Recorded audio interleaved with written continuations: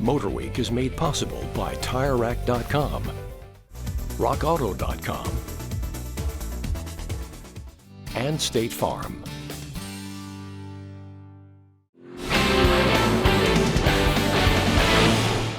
When the Boxster-based Porsche Cayman hardtop launched for 2006, it was just what the doctor ordered for Porsche fans who felt the 911 had gotten too expensive and too far away from its simplistic sports car roots.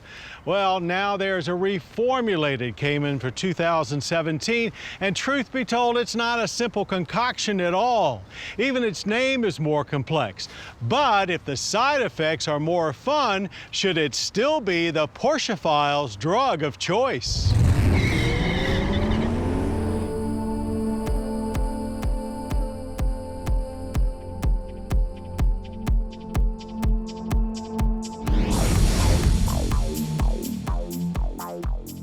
The 2017 Porsche 718 Cayman and Cayman S continue to be developed alongside the Boxster Roadster.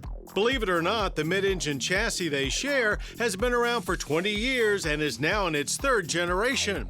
So why complicate things by adding 718 to the name? Well, Porsche fans are well aware that the 718 was a mid-engine four-cylinder race car that made its debut at Le Mans in 1957 and raced very successfully into the 60s. So there is real heritage there. Plus, now you'll also have a cool number to casually drop just like your 911 buddies. So yes, the new Cayman and Boxster are now powered only by four-bangers, but as you might expect, they are not your average four cylinders. Here in the Cayman S, there's a 2.5-liter flat-four turbo with 350 horsepower and 309 pound-feet of torque. That's 25 horsepower and 36 pound-feet of torque over the previous flat six. Base Caymans sport a 300 horsepower 2-liter turbo flat-four. Transmission choices remain 6-speed manual or 7-speed PDK auto. Beyond engines, most of the Cayman's body panels are new, resulting in a wider, less bulbous look that demands to be taken more seriously. Exterior door handles are more nicely integrated with the usual larger air intakes and LED lighting upgrades. Cayman and Cayman S both have a fully retuned chassis that promises to offer both more comfort and more capability. PASM sport suspension with a lower ride height is an option on the Cayman S. Brake size has also increased, nestled behind the 20-inch wheels on our Cayman S test car. Thanks to a primed and ready turbo, response from the Cayman S engine is immediate, whether you're tooling around town or sweeping through switchbacks. Of course, now it sounds like a four-cylinder and not the wonderful flat six, but that's progress, I guess. Despite the loss of two cylinders, weight is just about the same, and thus it still exudes the tremendously balanced feel that only a mid-engine sports car can. Inside, there's a mix of old and new, with the most obvious update a new dash design and improved connectivity with Porsche's communication management interface. And as before, midship engine placement leaves plenty of cargo room both up front and in the rear. To get a better sense of what it's all about, however, requires a lot more speed and a place to do it safely. Of course, for us, that means Savannah, Georgia's Roebling Road Raceway, where just about every one of our drivers' comments revolved around how balanced this car feels through Roebling's 9 fast turns.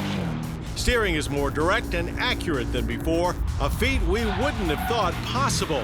In fact, the whole car feels and is faster, both when getting through corners and propelling out of them. Power delivery is linear to the extreme. It's just always there, never wavering, never peaking.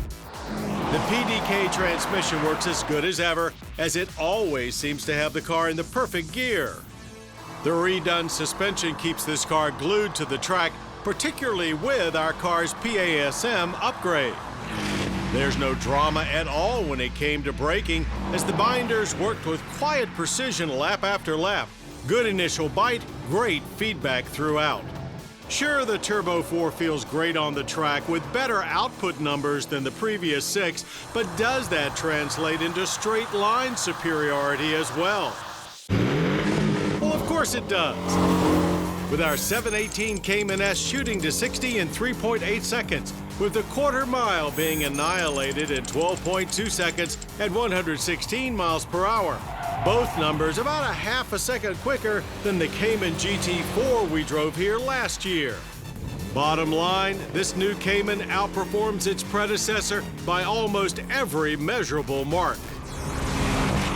Of course, seeking better fuel efficiency is the real reason behind the switch from 6 to 4, so even with more power than the 6, the combined government fuel economy rating for the 2017 Cayman S PDK remains at 24 mpg on premium.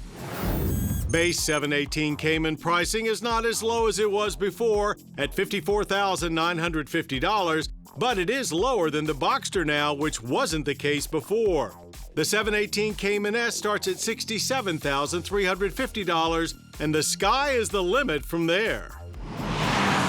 So, do we love the reformulated 2017 Porsche 718 Cayman more than the Cayman it replaces? Probably not, but we certainly love it just as much, despite the engine switch.